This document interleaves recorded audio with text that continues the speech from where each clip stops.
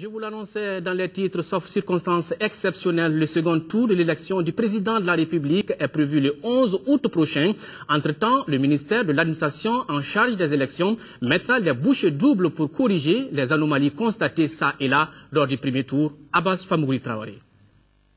Le scrutin du 28 juillet 2013 s'est déroulé à la satisfaction générale de bon nombre d'observateurs nationaux, internationaux et de nos concitoyens. Cependant, certains de nôtres n'ont pu accéder aux urnes, soit par faute de retrouver leur bureau de vote ou par défaut d'obtenir leur carte NINA. Comment le département aborde-t-il ces correctifs exigés? Au lendemain justement du premier tour, le retrait des cartes NINA commence et va se poursuivre jusqu'à la veille du second tour, c'est-à-dire jusqu'au 10 août. Maintenant, ce retrait va se faire au niveau de Bamako auprès du gouverneur du district. Au niveau des cercles, ça va se faire auprès des sous-préfets. Et dans les juridictions de l'étranger, ça se fera au niveau des ambassadeurs et des consuls. Et pour certains électeurs qui avaient leur carte NINA, mais qui avaient eu des difficultés à retrouver leur bureau de vote. Nous rappelons à ces électeurs que les dispositifs mis en place par la DGE restent toujours valables, c'est-à-dire à travers le SMS, à travers également Internet, et sans oublier que de toute façon, ils peuvent toujours se déplacer au niveau des mairies pour avoir les informations nécessaires sur leur bureau de vote.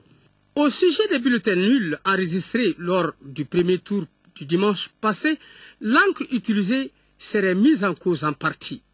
Nous savons grosso modo quelques raisons qui expliquent cela, et notamment il ressort qu'au niveau de certains bureaux de vote, les électeurs ont utilisé l'encre indélébile à la place de l'encre rigide. Or, bon, ces deux encres n'étant pas de même nature, naturellement, ce qui a conduit effectivement à annuler, parce que dans la mesure où on ne pouvait pas savoir celui pour qui on a voté.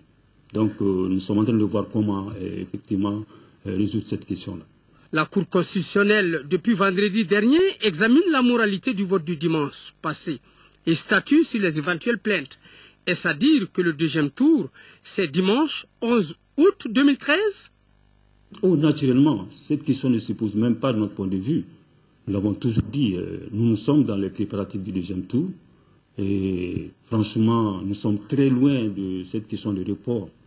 Et d'ailleurs, même si on le voulait, la Constitution ne permet aucune possibilité de report du second tour d'un scrutin présidentiel. Il suffit de se reporter à l'article 33 de notre loi fondamentale. L'article 33 de notre loi fondamentale, par rapport à son dispositif relatif justement à la question du n'envisage aucunement le report.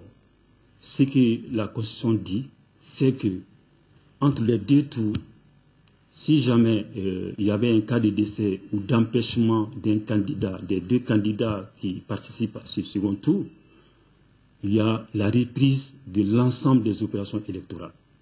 Ça veut dire quoi? Ça veut dire que d'après le texte de la Constitution du Mali, il n'est envisagé dans ce cas aucun report. Donc pour nous, le report, c'est vraiment une vue de l'esprit en ce qui nous concerne, parce que simplement c'est anticonstitutionnel. Alors que la fête soit républicaine.